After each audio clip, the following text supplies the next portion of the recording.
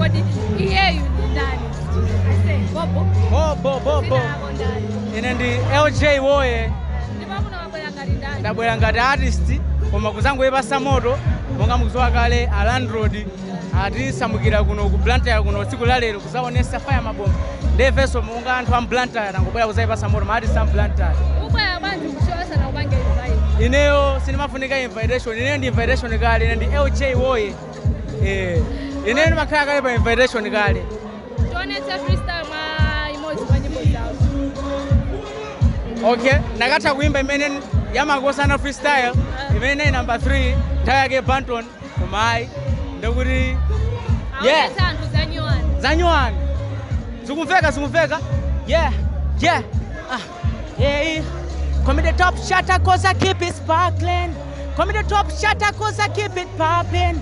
Call me the shatter, top shatter, Team Yanga Mulibe Pumpkin. Even girls in my world real magicians. Every session, new tricks, new positions. Nikafunomenya beats, kweke submission. Yeah, production. Yeah. Fire mabomba na the building. Waipasa moto. Fire mabomba. Asipo mefanya ntao yako.